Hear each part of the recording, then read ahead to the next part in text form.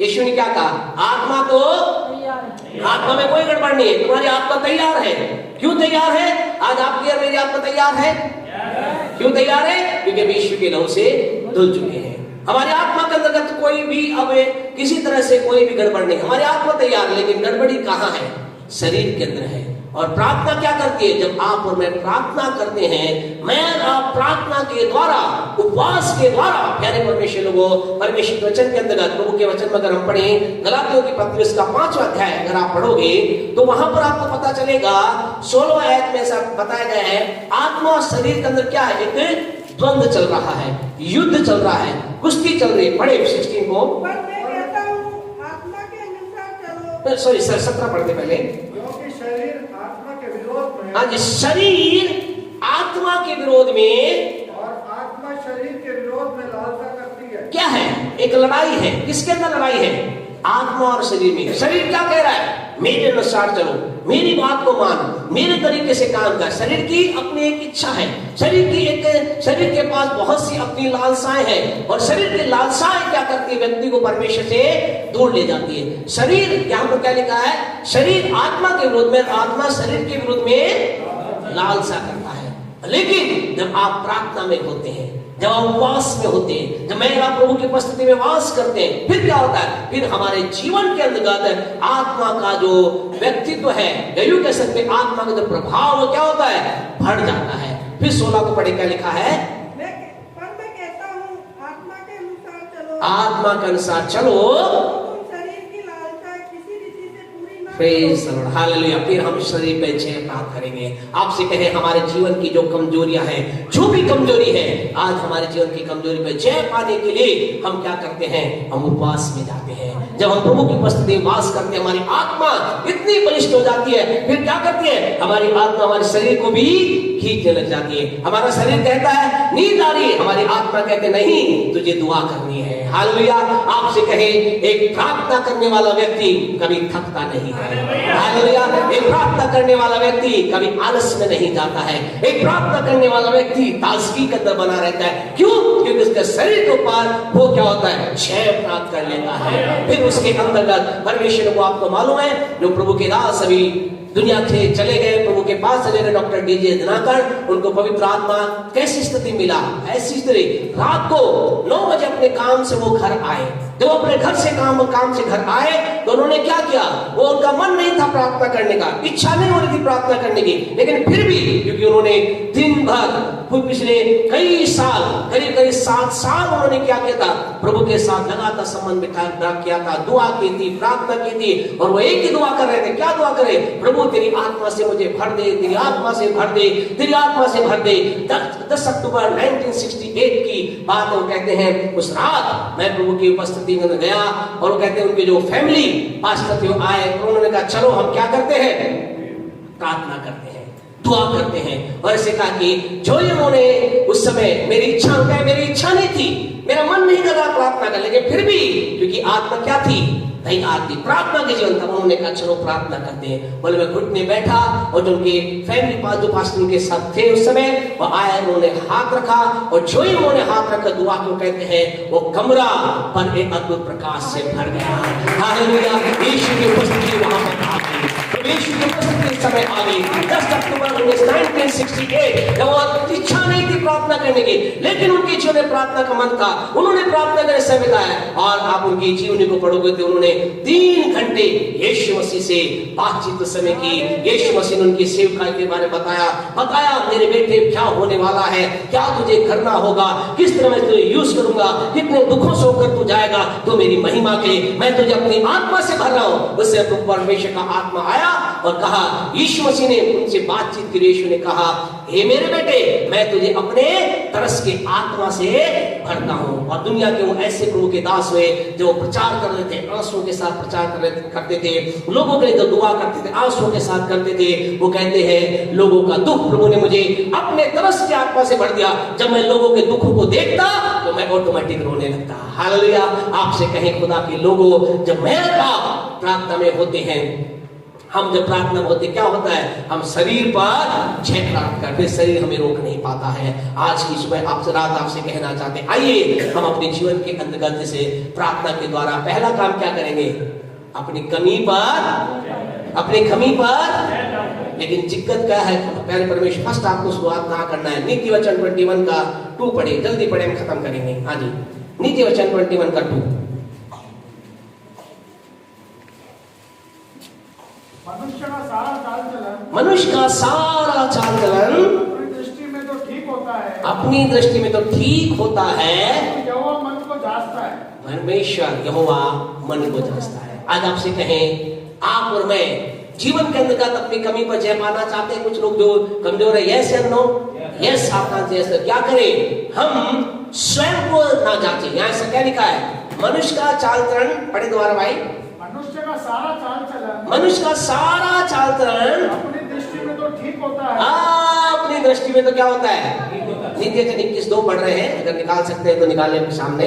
क्या है, अपनी दृष्टि में ठीक होता है। कई लोग क्या है, जो राह चल रहे हैं, काम कर रहे हैं, उन्हें क्या लग रहा है, वो कहते हैं हम बिल्कुल ठीक है, हम कहीं गड़बड़ नहीं, उन्हें मालूम है गड़बड़ है। तो आपसे कहें, गड़बड़ जांचने का सबसे अच्छा तरीका क्या है, ऐसा लिखा है, मनुष्य का सारा चलन अपनी दृष्टि में तो क्या होता है, ठीक रहता है, लेकिन परमेश्वर मन को जांचता है। क्या करें, हम क्या करें, हम अपने स्थान से उठ करके प्रार्थना कक्ष में जाएं, प्रभु से कहें, प्रभु तू मुझे जांच, चेक मी लॉर्ड, प्रभु मुझे जांच।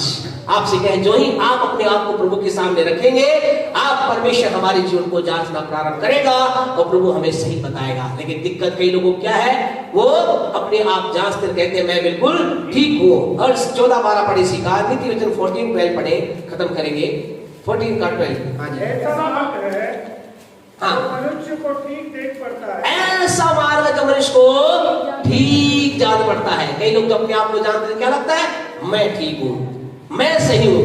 कौन जानता है, सारी दुनिया क्या है, सारी दुनिया क्या है, गलत है, मैं बिल्कुल ठीक हूँ।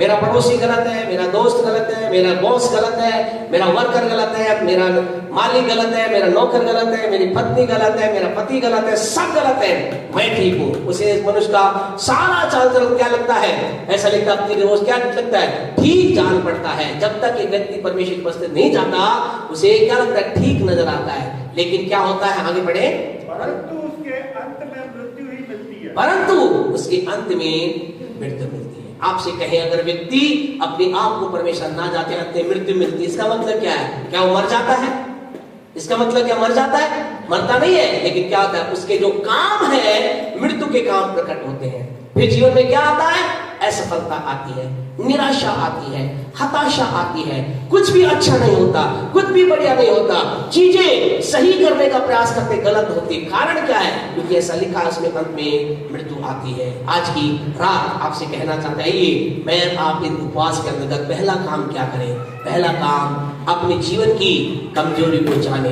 उपवास क्या करती है, उपवास हमारे जीवन में जब हम प्रभु की उपस्थिति वास करते हैं, हम परमेश्वर के सामर्थ्य के द्वारा अपनी कमजोरी पर जय पाते हैं।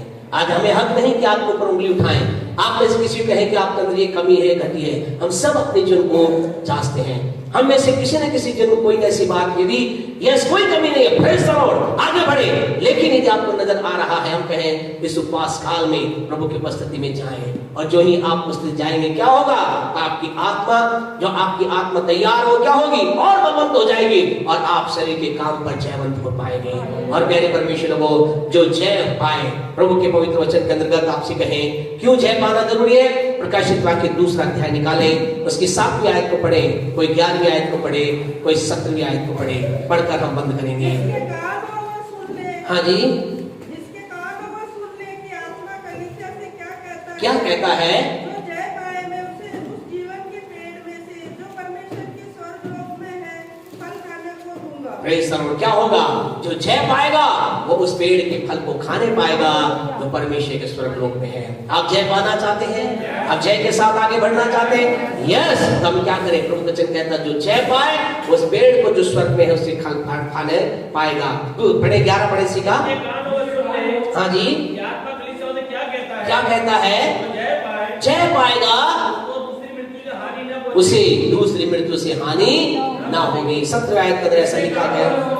हाँ जी, आत्मा परिषद क्या कहता है? हाँ जी, जो जय पाए उसको मैं गुप्त मन्ना में से दूंगा, गुप्त मन्ना में से मैं दूंगा। श्वेत पत्थर भी दूंगा, हाँ जी, और उस पर उस पत्थर पर नाम लिखा होगा, जिससे पाने वाले के सिवा और कोई न जानेगा। परमेश्वर कहता है जय पाने, और आगे जाकर और भी बातों को आप पढ़ेंगे। जय पाने वालों की बात है। आज परमेश्वर आपसे मुझसे चाहता है क्या करें? जय पाए, हारा जीवन ना रहे। लेकिन जय पाने के लिए आपसे कहिए प्रार्थना वो सामर्थ्य है जो हमें जय के अंदर प्रवेश कराती है। हम हर कमी पर जय पाएंगे। हम किसी कमी कहानी जो में कोई कमी रहने ना पाएगी। परमेश्वर हमें बलवंत करेगा। आत्मा के अनुसार चलो तो शरीर की कोई भी इच्छा को पूरी ना कर पाओगे। लेकिन आत्मा के अनुसार चलेंगे कैसे? जब हम परमेश्वर की उपस्थिति के अंतर्गत अपने आप को देंगे। परमेश्वर के लोगों प्रभु वचन में लिखा गया है कि यीशु मसीह के बारे में क्या लिखा गया है? ऐसा लिखा गया है, आदि में वचन था, वचन परमेश्वर के साथ था और वचन देहधारी हुआ। आगे ऐसा लिखा है वचन क्या हुआ? 12-14 के अंदर ऐसा लिखा है वचन देहधारी हुआ और हमारे बीच में उसने क्या किया? डेरा किया। आपसे कहना जब वचन हमारे अंदर आएगा, वचन एक रूप को धारण करेगा। यीशु क्या है? एक वचन का एक्सट्रीम रूप है। यीशु क्या है? यीशु वचन के द्वारा उत्पन्न हुआ एक कह सकते हैं प्रोडक्ट है। वचन के द्वारा उत्पन्न हुआ। आपसे कहे वही वचन हमारे अंदर जाएगा, हम भी नए बन जाएंगे। हम यीशु के समान बन जाएंगे। यीशु का प्रेम, यीशु की दया, यीशु की सामर्थ, यीशु का अभिषेक, यीशु कैरेक्टर हमारे अंदर आ जाएगा। आइए इससे अपनी आंखों को बंद करें। परमेश्वर के प्रिय लोगों, आप इन दिनों जब प्रभु की उपस्थिति कर रहे हैं, हम अपने आप को तैयार करें परमेश्वर के अद्भुत रीति से अपने जीवन का। हम आने वाले दिनों और भी बातों को हम देखेंगे। उपवास हमारे जीवन में क्या करती है। फर्स्ट आज हमने देखा उपवास मेरे जीवन में मेरी कमी पर जय को लेकर आती है। आप अगर अपने जीवन में किसी कमजोरी में हैं, इससे आगे ना बढ़े, दूसरी बातों में अपने ध्यान को ना लगाएं कि मुझे घर चाहिए, गाड़ी चाहिए, चंगाई चाहिए, छुटकारा। बिल्कुल वो भी उपवास के प्रार्थना द्वारा प्राप्त होता है। लेकिन सबसे पहले हमारे जीवन में हमारी कमजोरी पर हमें जय पाना है। यदि एक व्यक्ति ने जय नहीं पाई, वह परमेश्वर की उत्तमता की आशीष को प्रवेश नहीं कर पाएगा। आइए इस उपवास के दौरान हम जय प्राप्त कर आगे बढ़े। परमेश्वर हमारे जीवन में अनुग्रह करे। Hallelujah, thank you holy spirit, worship Lord Jesus. प्रभु आप महान, आप सामर्थ्य, आप पवित्र है। प्रभु हमारे जीवन में कार्य करने वाले पिता है। यीशु के नाम से हर एक के जीवन से हर एक कमजोरी दूर हो जाए। अब मुझे कि उत्सव के अंदर आपके लोग चलते हुए आपकी महिमा का कारण बने। दुआ करें, सिस्टर अजीता के साथ हम प्रार्थना करें। हालेलुया, दुआ करें, विशेष हम प्रार्थना करें। इस समय प्रभु की उपस्थिति में जब हम हैं, दुआ करें कि प्रभु हम में से हर एक को जय के उत्सव